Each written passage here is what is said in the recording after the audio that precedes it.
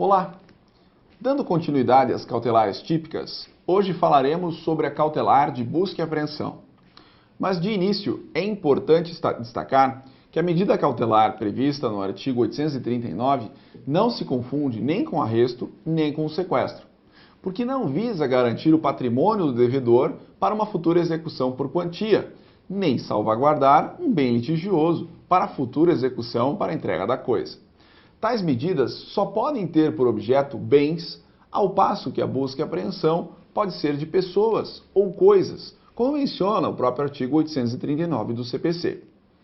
Para Luiz Rodrigues Bambier, trata-se de uma ação de finalidades múltiplas e nem todas cautelares. Pode-se, por exemplo, por meio de busca e apreensão, querer assegurar a execuibilidade do provimento jurisdicional principal ou preservar os efeitos de outra medida cautelar. Pense-se, por exemplo, no desvio malicioso do bem arrestado ou na busca e apreensão de um menor que esteja na posse do pai que não tem a guarda da criança, por 6 dias, além daqueles previstos para que ele pudesse ficar com o menor. Mas a busca e apreensão pode ainda bastar a si mesma, sendo satisfativa, num dos sentidos em que se usou antes a expressão satisfatividade. Neste caso, a busca e apreensão dispensa a propositura de outra ação, perdendo seu caráter de acessoriedade. Trata-se, portanto, de medida cautelar que tem como objeto coisas, apenas bens móveis, e pessoas, os incapazes. Pode-se, por meio da cautelar de busca e apreensão, querer assegurar a execuibilidade do provimento jurisdicional principal ou preservar os efeitos de uma outra medida cautelar. Pense, por exemplo, no desvio malicioso do bem arrestado ou na busca e apreensão de um menor que esteja na posse do pai que não tem a guarda da criança, por 6 dias, além daqueles que deveria ficar com o menor. No que diz respeito ao seu procedimento, o artigo 840 do CPC prevê que na petição inicial, o advogado deve expor as razões justificadas da medida e da ciência de estar a pessoa ou a coisa no lugar designado.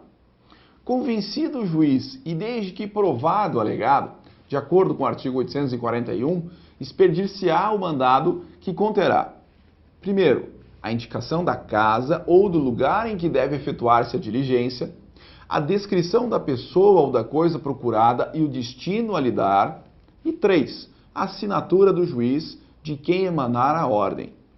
É importante observar que a medida pode ser utilizada em várias áreas do direito.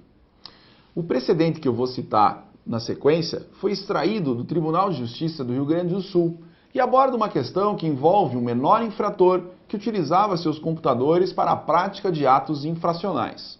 Vejam só, entendeu o tribunal ser cabível a busca e apreensão dos computadores existentes na residência do infrator, a fim de evitar que ele reincida na prática infracional, bem como possibilitar a realização do exame pericial adequado, visando a apuração da responsabilidade e a comprovação da materialidade da infração ocorrida.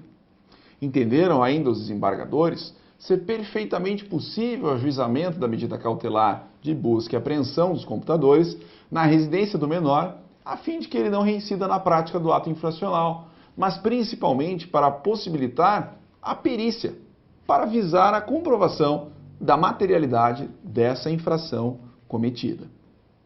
Existem leis especiais que prevêem hipóteses de busca e apreensão de coisas em decorrência de determinadas situações específicas.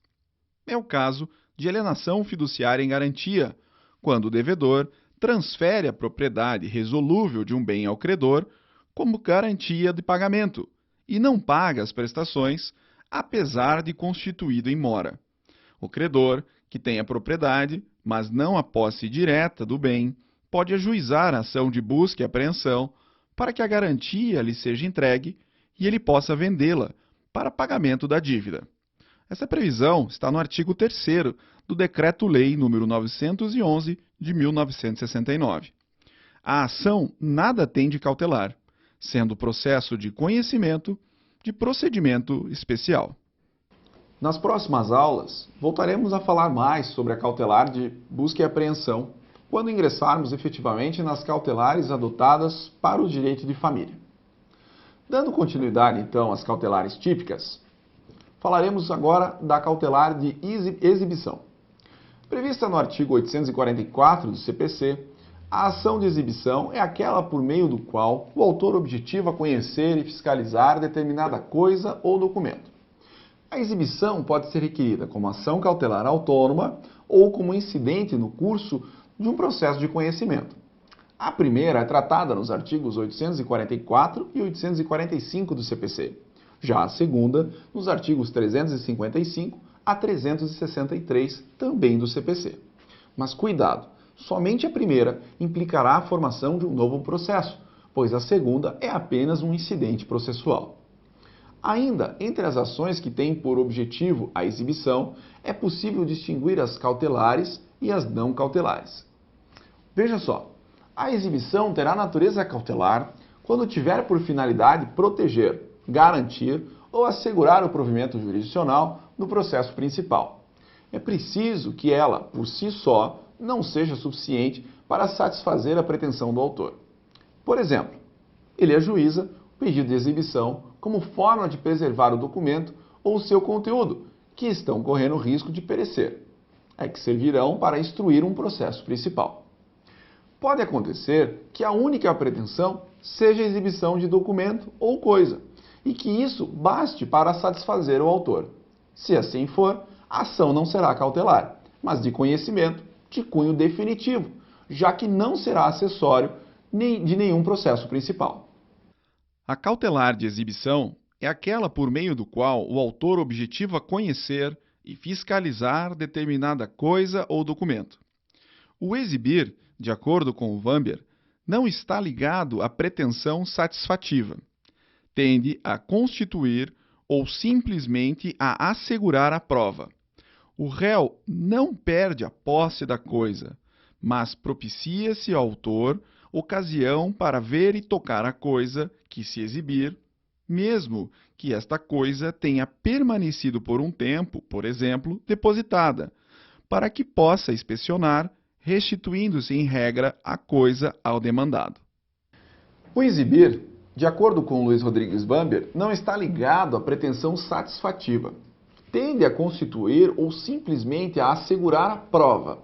O réu não perde a posse da coisa, mas propicia-se ao autor ocasião para ver e tocar a coisa que se exibir, mesmo que esta coisa tenha permanecido por um tempo, por exemplo, depositada, para que possa inspecionar, restituindo-se em regra a coisa ao demandado. A ação cautelar de exibição será sempre preparatória do processo principal, como deixa claro o artigo 844 do Código de Processo Civil, e não poderia ser diferente, já que se a necessidade de examinar o documento ou coisa aparecer no curso do processo já existente, o autor deverá valer-se do incidente processual e não de uma ação autônoma. O artigo 844 traz as hipóteses de cabimento. Vamos conferir. Tem lugar como procedimento preparatório à exibição judicial. 1. De coisa móvel em poder de outrem e que o requerente repute sua ou tenha interesse em conhecer. 2. De documento próprio ou comum em poder do cointeressado, sócio, condômino, credor ou devedor, ou em poder de terceiro que tenha em sua guarda como inventariante, testamenteiro, depositário ou administrador de bens alheios. 3. Da escrituração comercial por inteiro, balanços e documentos de arquivo, nos casos expressos em lei. A ação cautelar de exibição será sempre preparatória do processo principal, como deixa claro o artigo 844 do Código de Processo Civil, já que, se a necessidade de examinar o documento ou coisa aparecer no curso de processo já existente, o autor deverá valer-se do incidente e não da ação autônoma. Bom, vistas as hipóteses, para que a ação seja cautelar, é preciso que o autor postule a exibição desses documentos ou coisas, porque há um risco que se percam, sendo necessários para instruir o processo principal. Como exemplo, é possível extrair da decisão do Tribunal de Justiça do Estado do Paraná, em que se aforou medida cautelar de exibição de documentos de caráter meramente satisfativo. Vejam só: ação cautelar de exibição de documentos, sentença de procedência, recurso do banco, exibição documental de caráter satisfativo, interesse processual do correntista demonstrado, independente de anterior fornecimento de via do contrato e extratos, como também de esgotamento da via administrativa e do recolhimento de taxas. Obrigação da instituição financeira em prestar informações e exibir a documentação que a contenha. Segmento do recurso negado. Essa decisão foi proferida em razão da necessidade do correntista ter acesso às informações bancárias no banco da qual ele era cliente e que, lamentavelmente, acabou sendo negada. Como a decisão determinou a apresentação desses documentos, a cautelar acabou tendo sua função meramente satisfativa. Mas analisando a decisão, é possível verificar a aplicabilidade prática da medida, mesmo que de caráter satisfativo, como eu acabei de dizer. Na medida em que, existindo vínculo entre o banco e o correntista, é obrigação da instituição financeira exibir as informações das movimentações financeiras que tenham do correntista, mesmo que para uma simples conferência. Outro exemplo que nós poderíamos citar seria a situação que envolve condôminos. Todo condomínio existe uma pessoa responsável pela administração não só das áreas comuns, mas também pela administração das taxas recolhidas a título de condomínio. Todo condômino pode requerer diretamente ao síndico a abertura de todas as suas contas e de todas as informações necessárias para que seja verificado se efetivamente está sendo feito o bom uso do dinheiro que vem sendo pago a título de taxa de condomínio. O síndico, uma vez se recusando a dar acesso a essas informações, pode estar gerando a possibilidade de um condômino que se sinta prejudicado ingressar em juízo buscando a apresentação de toda essa documentação, nem que seja por uma simples verificação, ou, eventualmente, para buscar a destituição desse síndico que esteja utilizando de uma maneira inadequada o dinheiro dos demais condôminos.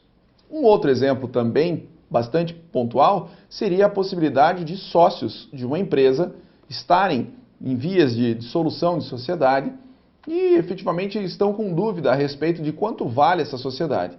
Para isso, precisam ter acesso a informações peculiares e importantes, como os balancetes, mas o sócio administrador se recusa a apresentar esses documentos para que o sócio que esteja saindo da sociedade efetivamente consiga apurar o valor que ele realmente teria direito a receber. Poderia esse sócio ingressar com uma ação de exibição de documentos para ter acesso a esses balancetes. Espero que esses exemplos tenham efetivamente facilitado a compreensão dessa importante cautelar, que é a cautelar de exibição. Por hoje é só. Até a próxima aula.